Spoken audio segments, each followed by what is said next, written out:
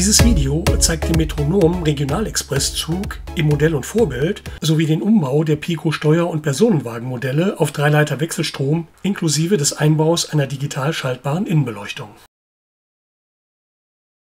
Die Metronom Eisenbahngesellschaft besteht seit 2013 als privates Eisenbahnverkehrsunternehmen und gehört zu knapp 75% der Niedersachsenbahn. Diese wiederum gehört der privaten Osthannoverschen Eisenbahn AG sowie der staatlichen Eisenbahn- und Verkehrsbetriebe Weser-Elbe GmbH. Der Sitz von Metronom ist in Uelzen, wo alle Loks und Waggons in einem eigens dafür errichteten Bahnbetriebswerk der Osthannoverschen Eisenbahnen gewartet werden.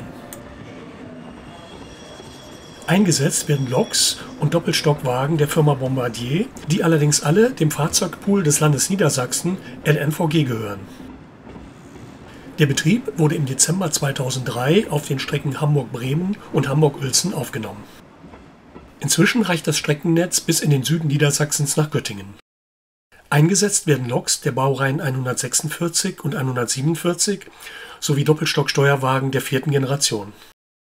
Eine Besonderheit ist die von Bombardier speziell für das Land Niedersachsen in kurzer Zeit entwickelte Diesellokomotive der Baureihe 246. Die 11 in den Jahren 2006 und 2007 hergestellten Loks des Typs Trax P160TE wurden alle von der LNVG bestellt und 8 davon von Metronom auf der nicht elektrifizierten Strecke von Hamburg nach Cuxhaven eingesetzt. Metronom hat die Strecke von 2007 bis 2018 betrieben, sie inzwischen aber an DB Regio abgegeben, die die Strecke seitdem unter dem Markennamen Start betreibt. Derzeit werden die 29 Loks und über 200 Doppelstockwagen einer Hauptuntersuchung unterzogen und modernisiert. Am Kopf des Zuges waren hierzu die ersten Ergebnisse zu sehen. Information zu RE2 nach Hannover Hauptbahnhof über Nordheim. Abfahrt 11:07 Uhr. Heute ca. 15 Minuten. Wechselstrommodelle der Baureihe 246 gibt es von Märklin, Ade und Pico. Während die Märklin-Lok aus dem Jahr 2009 vergriffen ist, bietet Pico die Lok in der Hobbylinie auch im aktuellen Katalog 2020 an. Die Lok ist einfach ausgeführt, aber vorbildgerecht bedruckt. Sie enthält als einziges Extra eine Fahrzeugführerfigur und ist bei günstigen Internethändlern für unter 100 € zu erhalten. Passend dazu bietet Pico im Metronom-Design ein dreiteiliges Wagenset, bestehend aus einem 1./2. Klasse Steuerwagen sowie 2 2. Klasse Personenwagen mit unterschiedlicher Nummerierung an. Der Steuerwagen bietet eine beleuchtete Zugzielanzeige sowie eine mit der Fahrtrichtung wechselnde Stirnbeleuchtung in Rot und Weiß, die, wie auch die Radsätze, für einen Betrieb auf Gleichstromanlagen ausgelegt sind. Für den Steuerwagen bietet Pico ein Umrüstset zum Einsatz auf Dreileiter Wechselstromanlagen an, das zusammen mit einer Innenbeleuchtung im weiteren Verlauf des Videos eingebaut wird. Auch die beiden Doppelstock-Sitzwagen erhalten eine digital schaltbare Innenbeleuchtung. Wie der Vergleich mit dem Original zeigt, hat Pico leider nicht die von Metronom genutzte 4. Generation der Bombardier-Steuerwagen als Basis genutzt, sondern verwendet das Design der 5. Generation im Twindex-Look. Die Bezeichnung des Waggons entspricht aber einem tatsächlich von Metronom eingesetzten Steuerwagen der 4. Generation. Es folgt nun eine ausführliche Beschreibung des Umbaus. Wer dies überspringen möchte, kann sich ab 9 Minuten 44 das Ergebnis des Umbaus anschauen. Beginnen wir mit dem Steuerwagen. Benötigt wird das Umrüstset mit der Nummer 56127, das bereits einen Schleifer enthält, ein Wechselstrom-Radsatz sowie ein 28 cm LED-Streifen, der in der Mitte geteilt werden kann. Die Kosten für die Bauteile liegen bei ca. 42 €. Das Umrüstset enthält eine leicht verständliche Anleitung. Zunächst muss ein Teil der im Waggon vorhandenen Leiterplatte abgetrennt werden. Dieser Vorgang ist irreversibel, gelingt bei mir jedoch auf Anhieb. Ein einmaliges Hochbiegen und Zurückklappen reicht und der nicht mehr benötigte Teil fällt ab.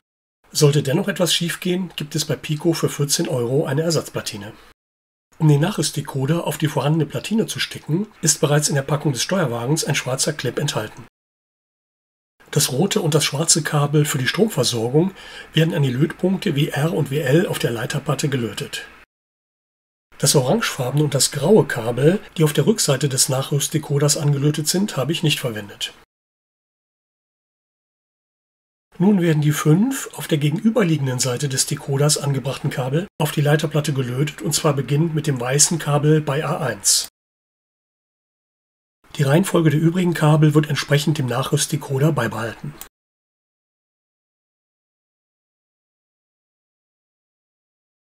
Als nächstes wird der Schleifer nach dem Durchfädeln des Kabels mit Sekundenkleber auf das Drehgestell, das sich an der von der Leiterplatte entfernten Seite des Waggons befindet, aufgeklebt.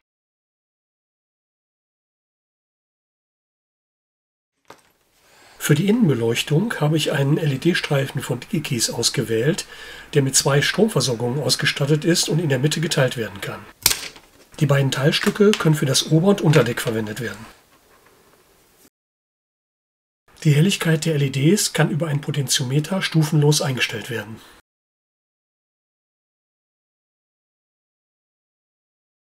Da die Innenbeleuchtung digital schaltbar sein soll, wird einer der Funktionsausgänge des Pico-Nachrüstdecoders dafür verwendet.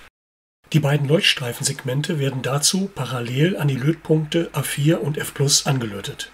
Zum Schluss wird das verlängerte Kabel des Schleifers mit dem Lötpunkt WR links vorne verbunden. Nun werden an der Frontseite des Steuerwagens, wo sich die Radkontaktschleifer befinden, die Gleichstrom- gegen Wechselstrom-Radsätze ausgetauscht. Die Lichtfunktionen lassen sich nun über die Funktionstasten F0, F1 und F2 schalten. Für das Einschalten der Zugzielanzeige sowie der Innenbeleuchtung habe ich hier noch das einfache Ein-Ausschalten gegen den Neon-Effekt getauscht. Dies wirkt in LED-Zeiten zwar etwas altmodisch, ich finde den Effekt aber etwas attraktiver als einfaches An-Aus. Am Ende sollen die Lichtfunktionen aller 3 Waggons über eine Lok- bzw. Zugadresse geschaltet werden, für die ich hier die 2 gewählt habe. Hier das Ergebnis.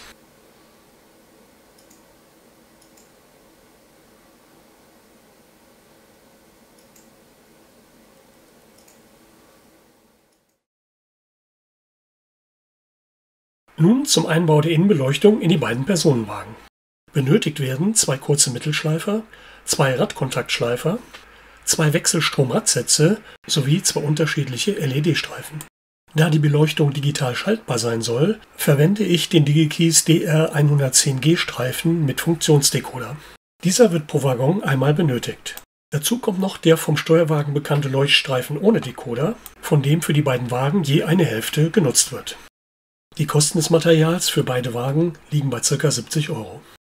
Bei den von mir verwendeten Mittelschleifern, die für das Einstecken in Märklin-Waggons gedacht sind, muss zunächst der hochstehende Teil des schwarzen Mittelstücks abgetrennt werden. Dann werden sie nach Durchfädeln des Kabels mit Sekundenkleber unter das Drehgestell geklebt.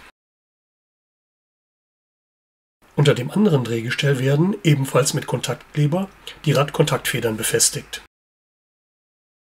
Anschließend können die Wechselstrom-Radsätze eingesetzt werden.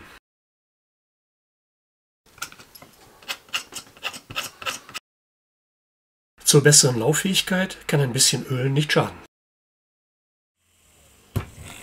Um die Kabel vom Mittel- und Radkontaktschleifer zu den LED-Streifen zu führen, wird in den unteren Gehäuseeinsatz ein Loch gebohrt. Nun zunächst zum LED-Streifen mit Funktionsdecoder, der im Oberdeck eingebaut wird. Zum Ansteuern des LED-Streifens im Unterdeck kann einer der Funktionsausgänge genutzt werden. Da der LED-Streifen zu lang ist, wird er um 2 LEDs gekürzt.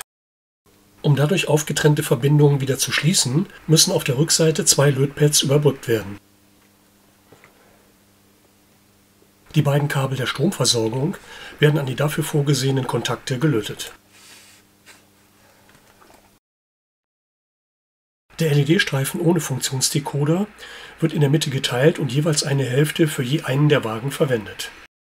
Die Ansteuerung der unteren LED-Leuchtstreifen erfolgt über die Funktionsausgänge der oberen Leuchtstreifen mit Decoder. Damit die Leuchtstreifen am Ende über eine Lokadresse unabhängig voneinander gesteuert werden können, müssen in den beiden Waggons unterschiedliche Funktionsausgänge genutzt werden. Für Interessenten an einem Nachbau habe ich hier die notwendigen Änderungen der Konfigurationsvariablen der beiden Decoder angegeben.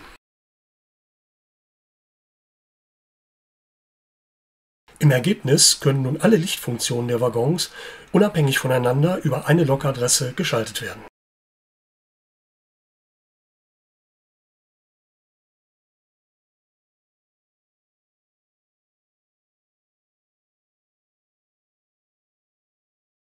Zum Abschluss nur noch einige Bilder des fertigen Zuges. Bis zum nächsten Video.